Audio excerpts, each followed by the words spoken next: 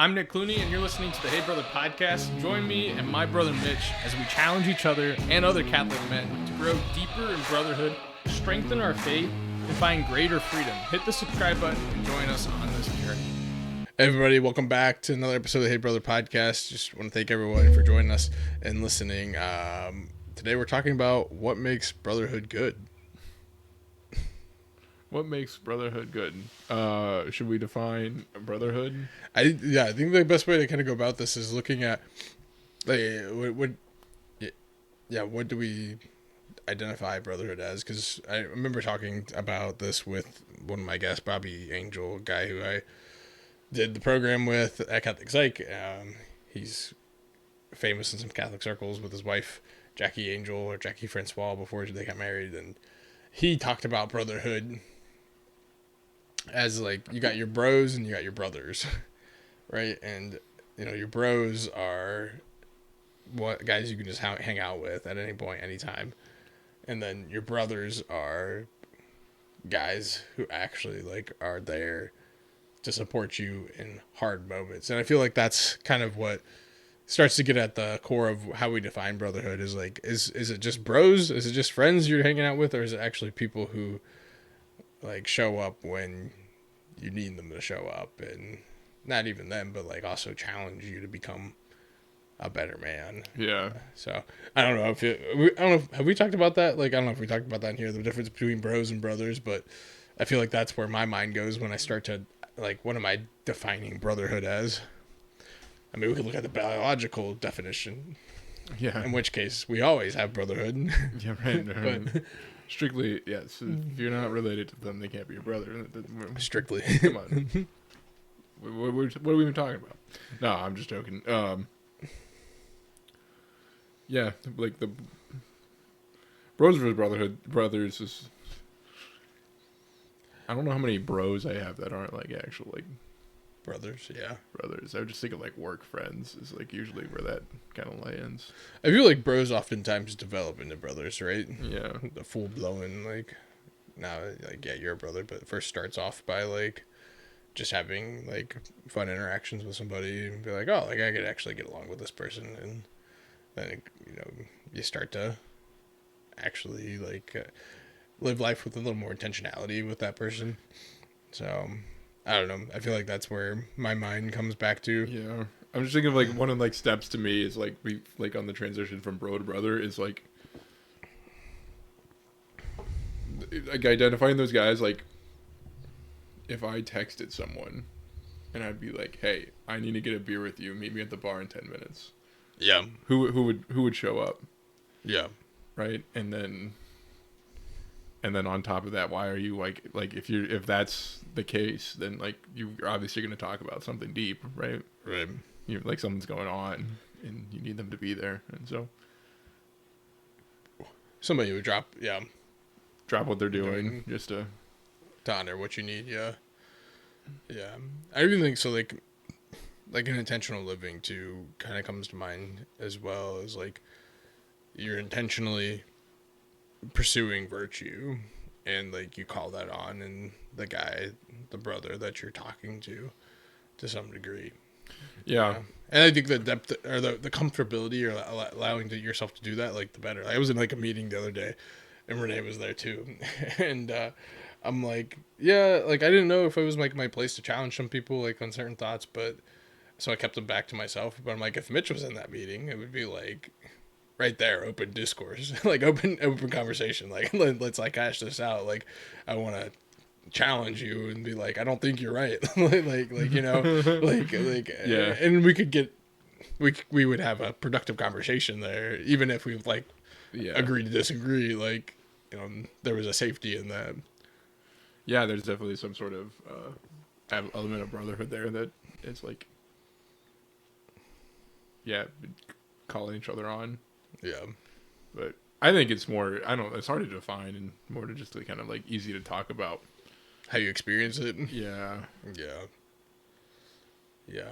Yeah, because it's like, if anyone listening wants a book definition, here's exactly how you have brotherhood with somebody. It's like, you're not going to get that. Like, it's not to meet with somebody on Monday night book club every week or every other week, or to be born in the right situation or anything like that. It's like, like be pursuing virtue and then look for that in other men and like figure out what that means from there, right? Yeah, right. Yeah. Yeah, I mean, just like the lens of our brotherhood is like a little different because, like, I don't know, there probably wasn't that intentionality to like post collegiate kind of things or like like at least post high school. Like, it depends what you mean by intentionality, though. Like, intentionality and, like, pushing each other in virtue. Like, I think we each had our own brotherhoods that were doing that in the locations that we were. But intentionality of, like, hey, like, I'm going to come visit you. Like, that was a thing. Yeah. Pretty regularly, like, in college. And Right. I'm not saying there was an absence of brotherhood, though. Like, it's just, like, it was just strictly necessary, like for a while. But there was an implicit competition, probably. That was challenging us to be better. Yeah, right. Like, and things like and like even in like in the virtuous things too, right? Right. Competition and like who could just be the better person. Yeah. But I think like another like I guess like the first like time I've like encountered like intentional brotherhood was like at like Ohio State in SPO when I saw some like just guys that like living an authentic life like living for Jesus and for each other and to like grow and yeah, and like what a time too, because it's like daily encounter, right? And we don't get that as married men with brothers. No, right. We're not daily living with brothers, but in college, like that was the case. You'd see the same guys every day, like whether you're living with them or going to the Newman Center every day, or for me it was on net. Like that year I was seeing the same guys in quite literally every day. Like, I think, and then I think like another thing that breeds like true brotherhood is like adversity, right? Like I don't. Yeah. You never really like if you got like not got pushed to like a point where you're experiencing like the same like suffering or even like or even conflict amongst each other. Right? Yeah. Which I think suffering will bring that out, right? Like if you have to face something together, it's like all of a sudden it's like shit, man. Like like you start to freak out, and like how are you gonna handle that situation together? It can be intense. Yeah. Yeah. Right. And so like I guess I like my like introduction to brotherhood was like first like witnessing it, like seeing people living like true brotherhood and seeing guys just step up to the plate and be there for each other. And then two is like desiring that for yourself, like so like first you saw it, then you're like, oh, I want to be a part of something like that. Yeah. And then three would be like pursuing it. Yeah. And then somehow along the way you just you found some brothers. Like I don't. Yeah. Yeah, so like less of a cognitive choice. Like it can feel less like a cognitive choice. It's like, and I feel like that's like anything in life. So like pursuing like good brotherhood could probably be likened to pursuing holiness. It's not that you like identify what holiness is and then you're holy, right? Yeah. It's like making a 1% choice, like to do better each day. And the same thing could be said about brotherhood and like living that out. Like it's not like this all of a sudden, like I am living brotherhood. Yeah, right. And there's like a part of my experience that I kind of wanted to like touch on too. There is that like when you're kind of like see that brotherhood and you're like trying to like get involved in a brotherhood like that, it's kind of easy to like, I don't know, what am I trying to say? Someone that was trying to like bring me along into like brother, like like the experience of brotherhood, already had his like close knit group of like brothers. Okay. You know what I mean? Yeah. And so like, it's just like I want what you have, but like, did it feel like you were intruding then, or different? Not really intruding, but it was just like, I want what you have, but you were like, you already have it with other people, right? So Right. it's like, and like while like we're like our hanging out and our like intentionality is like all fine and good, there's just like a one-sided nature towards like me wanting to be a part of what you have, but like you already have it, so you can't really. It would.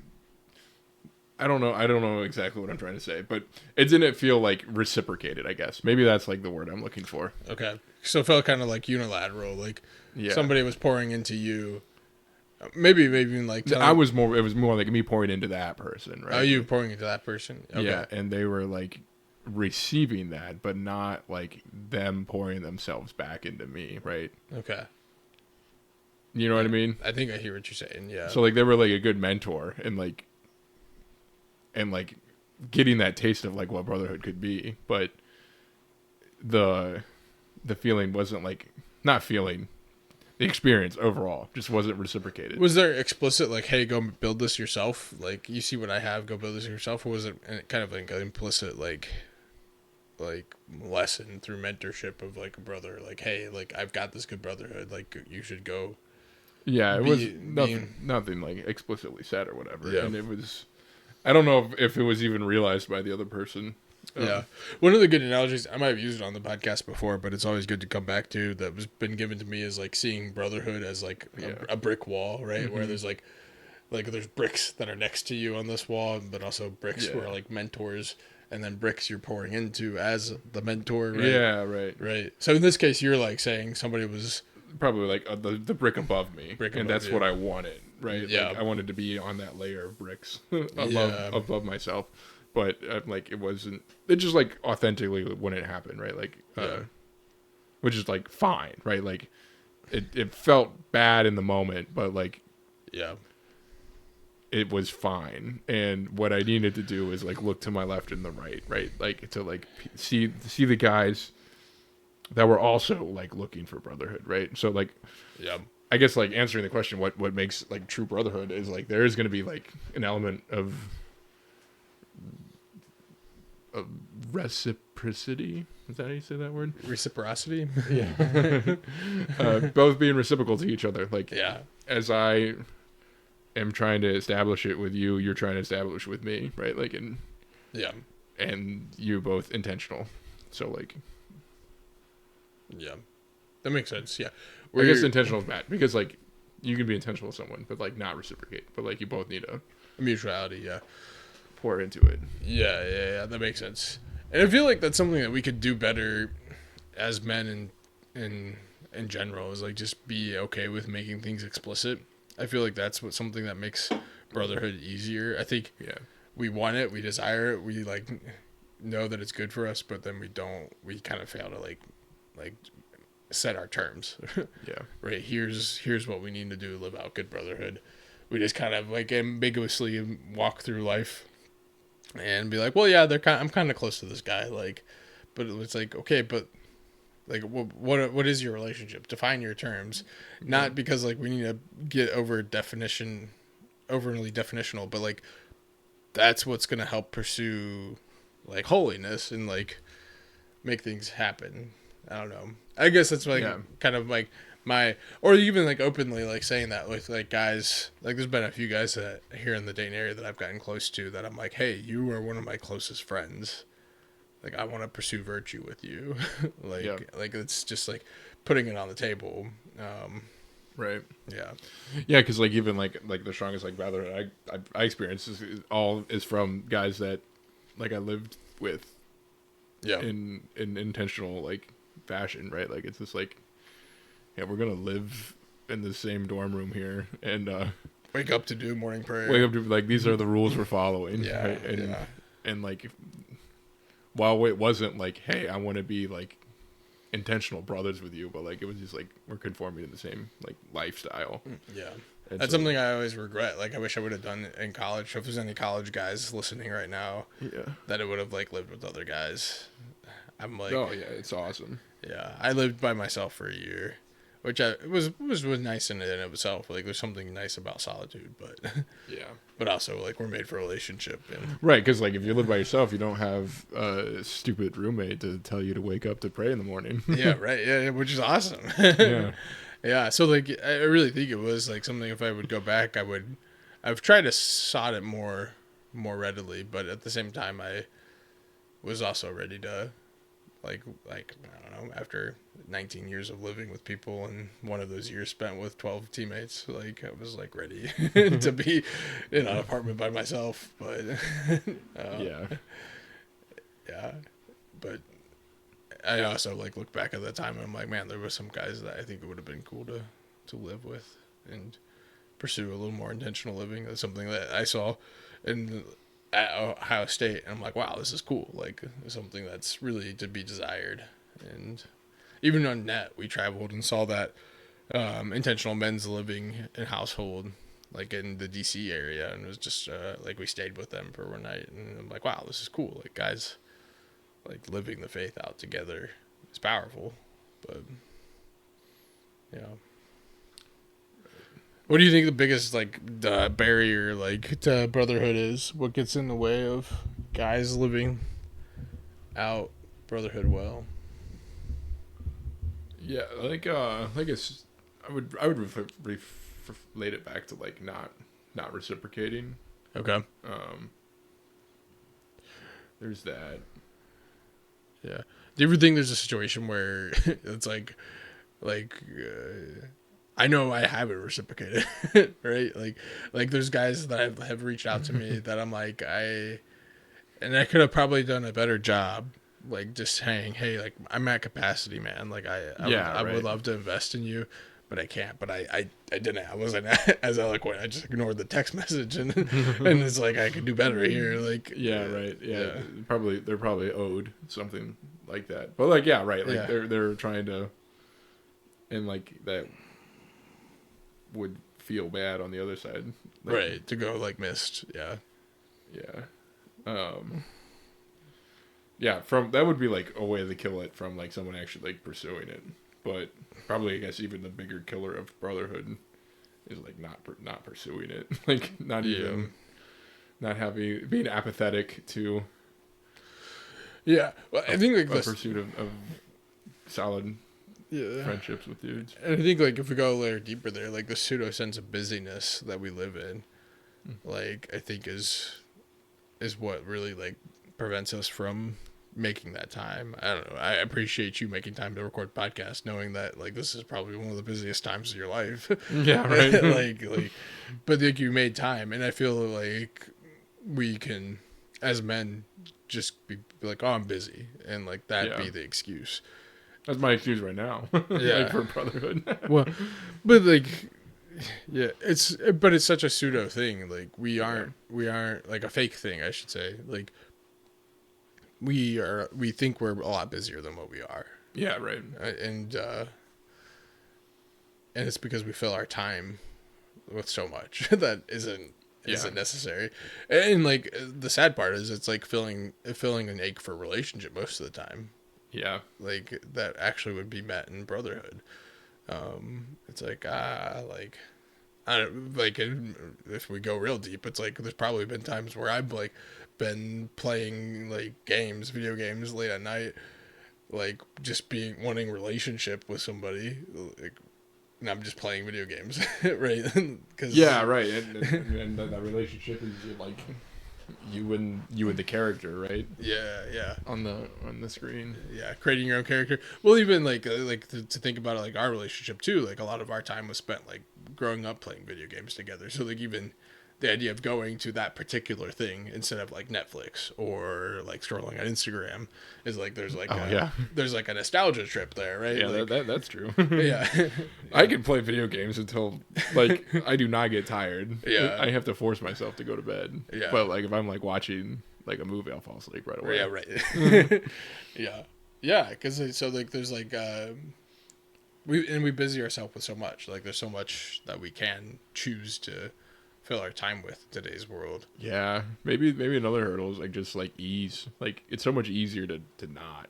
Yeah, yeah. Because being in a relationship is hard. Like, Yeah. especially with a brother. Am I gonna text this dude, see if he actually responds, or like know myself enough in advance to like text him like a day or two before to try to go hang out? Yeah, Or can I just ignore all of that and fire up the Xbox? Like, yeah, yeah, yeah. It's like, yeah. You have to fit it into your schedule. You have to fit it into their schedule. yeah, You make time for it, and then it's like, I don't want to talk to that person, right? Like, yeah, right, yeah. It's kind of like could be awkward or weird at the beginning. yeah, And yeah, it's just A lot easier weird. to not. yeah. I feel like it's like an interesting, It's so easy to not in so many things. yeah. But Particularly in today's world, because like it's so easy to live solitude, and even at a men's retreat I was at, it's so easy to live vanilla. yeah. I like Well, that was great. So this men's retreat, they talked. There was a priest there, Father Flannery, Slattery. What was his first name? William Slattery, Irish priest who, that's a wild name. yeah, he's an Irish priest that teaches at Steubenville. And they're like, every year here at this men's retreat, we do something that's just a little different, and we have Father William talk, and it was really different. He's this Irish priest, like old Irish priest, white hair and everything, and he gave a fantastic presentation on how we all live lives as NPCs, and he's like, here's 5 hacks on how you win this video game of we call life, and it was fantastic because he's like just sitting there talking in pop terms as like this Irishman, and anytime he says "dude," he's like, "Listen up, dudes." Dudes. And I'm just like, "Oh, you're killing me here, Father." But he talked about how we all like live this NPC life, non-player character life, Yeah. where we have our script. You know, wake up, scroll, go to work, or not even go to work.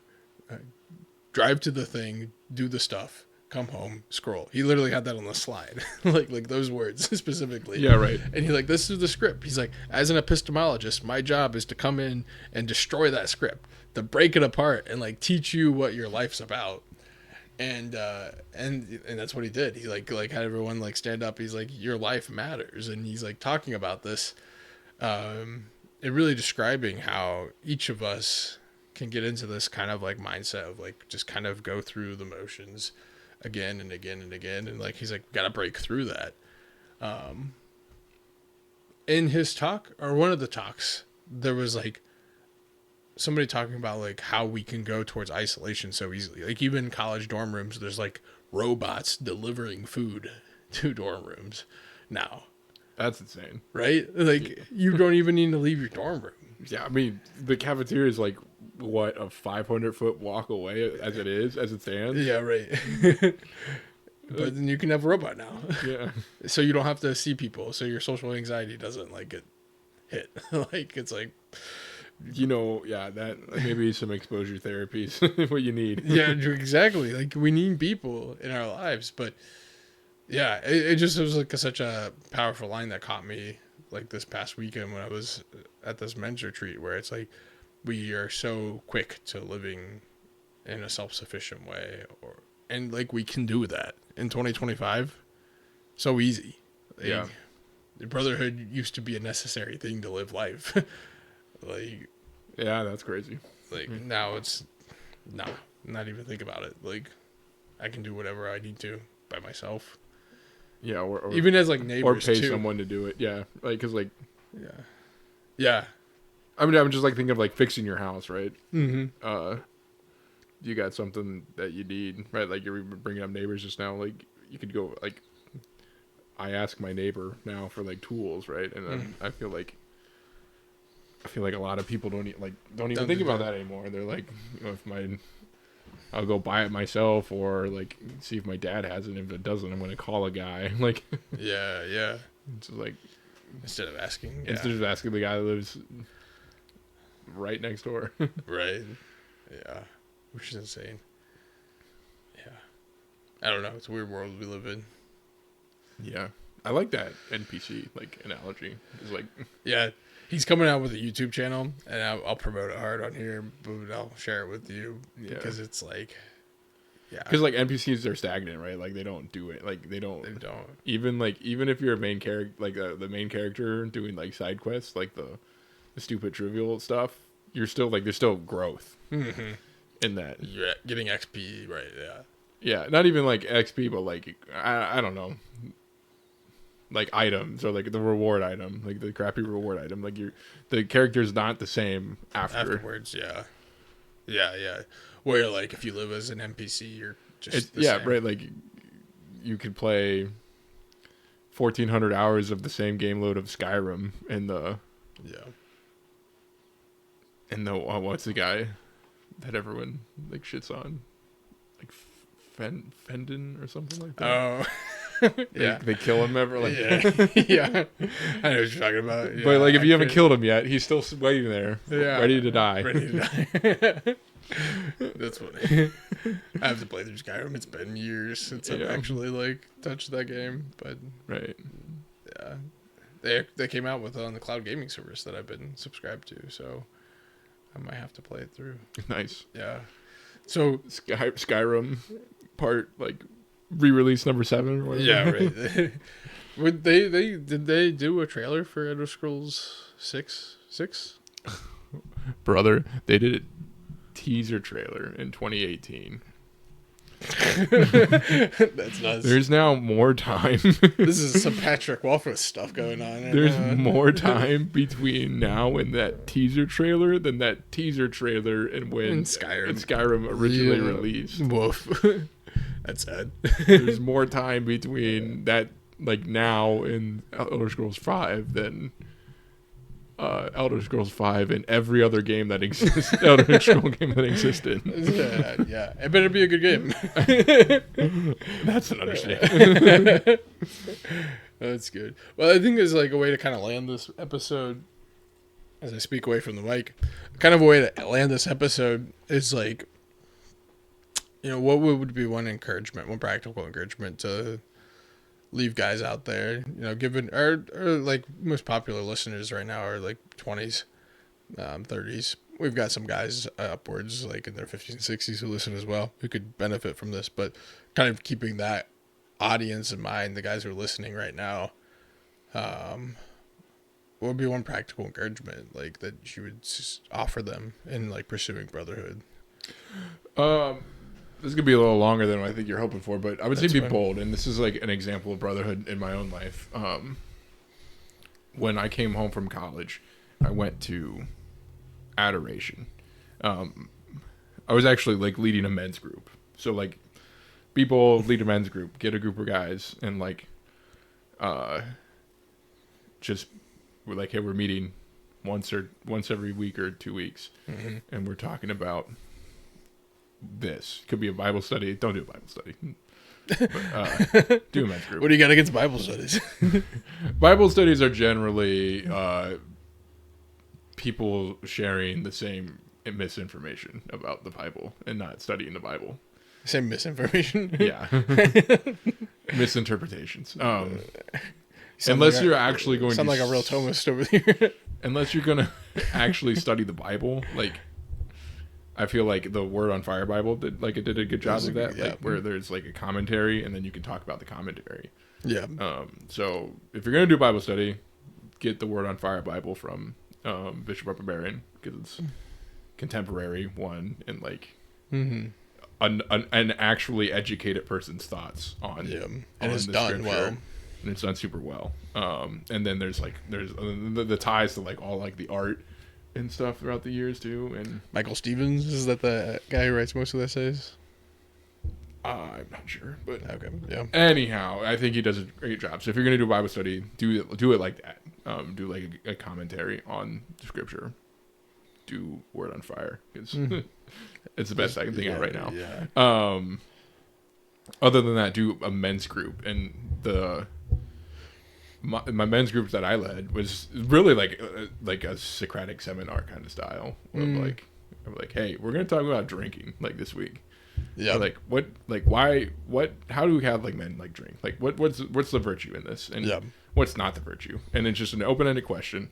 Group of guys, circle, talk about it. Anyhow, being bold, inviting people to that. So I was at Adoration, and I saw a guy my same age, like probably a little older than me. But after Adoration ended, I got up, and he was walking out, and I chased him to his car. And I'd be like, hey, I'm leading a Bible study this summer. Would you like want to be a part of that? Yeah. Or with like a men's group, I forget what it was. And I'm like, I'm just meeting like with a group of guys in the park every Wednesday night, and we're talking about XYZ, talking about what like authentic masculinity looks like. And he's just like, oh, I got nothing better to do, sure. And that man is Josh Wendell.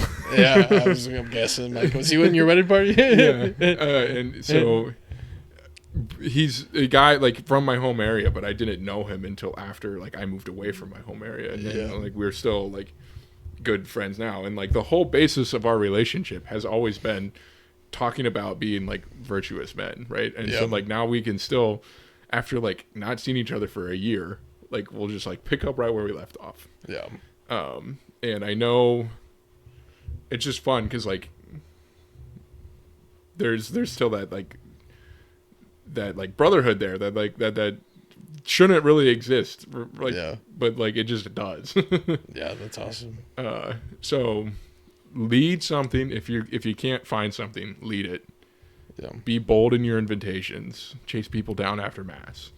Like look for the people that look like they need a brother too, and like, and then, because like I guess getting into where, if you're trying to like find like an end to a group, that's going to be really hard because like like what I've said about that one-sidedness thing of it is like they're probably not looking to expand, but if you're looking for people that also need it, then you guys are all going to start on the same like level. Yeah.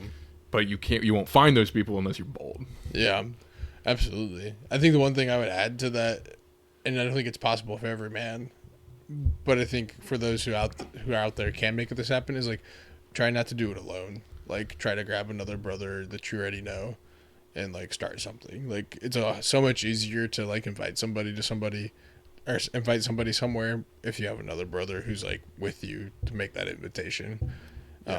Which it's not always possible, right? Sometimes we just have to do it by ourselves, and if sometimes it's just necessarily the case, you have to make that first invitation, like to have a second brother to like be with you. But from my experience, it's a lot easier to make the invite if you have another brother that you're like doing something with.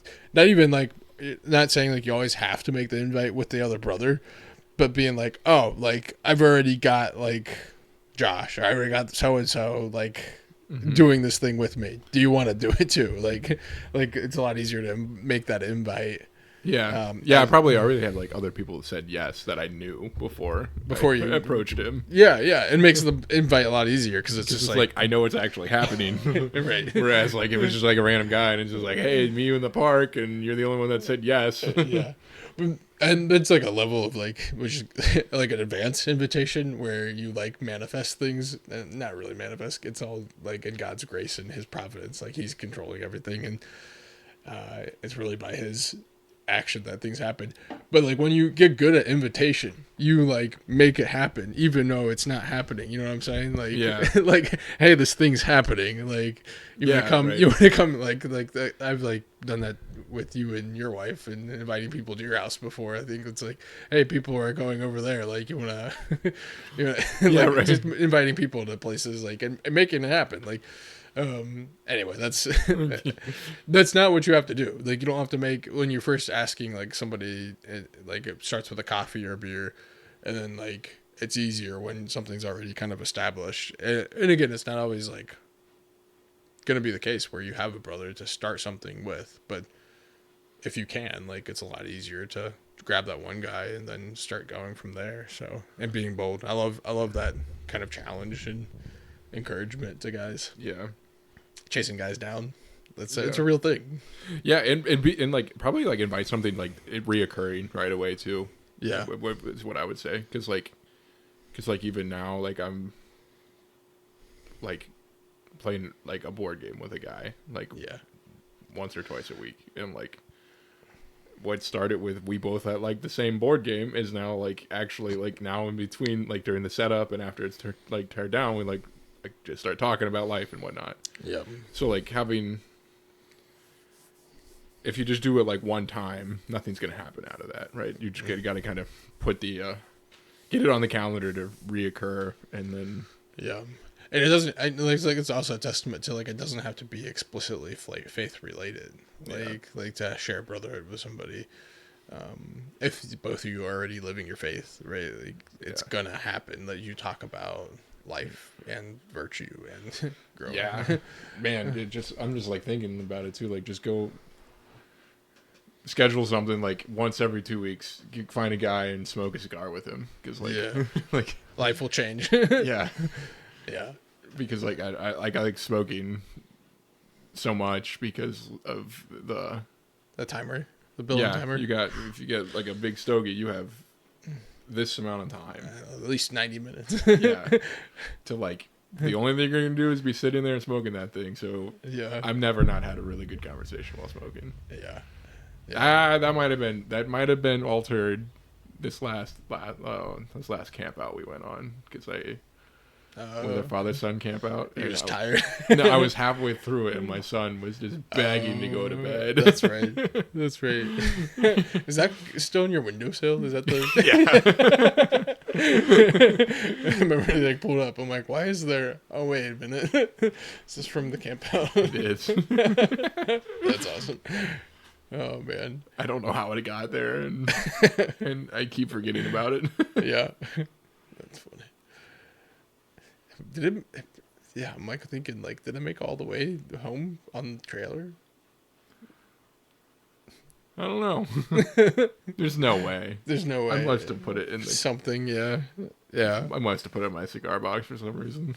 Yeah, interesting. Anyway, I think that's good encouragement at the end. Like for guys to be bold in their invitation and to just go out and do it. And like, hey, like if you're struggling with that, don't hesitate to reach out, like the Hey Brother community, and start there, like online. Find a brother on the chat and be like, hey, let's video call. Yeah, honestly, like, and that's one of the most popular things about our Hey Brother community is we do like a round table every first Thursday, and that's usually like 8 guys, 7 or 8 guys that jump on that. And so like there's guys there that want intentional brotherhood. And so like jump into that Discord server and start somewhere. Like go beyond it. Yeah. Yeah.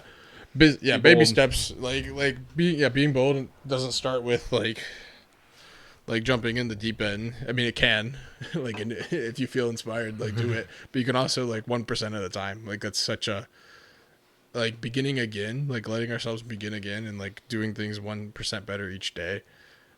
Even those days where we maybe 1% worse, like starting again, like is the call to holiness. So, yeah, with that, thank you guys so much for listening. We'll leave it here for now. And any final words? Now let's stop rambling. God bless. Yeah, God bless. Yeah. Yep. Thanks for listening to the Hey Brother podcast. If this episode has been a blessing for you, help us grow by sharing it with a brother who needs it. Visit crafterformore.com for more resources in growing in brotherhood, pursuing chastity, and overcoming addiction. Don't settle for less. Hit subscribe and let's become the men God has created us to be.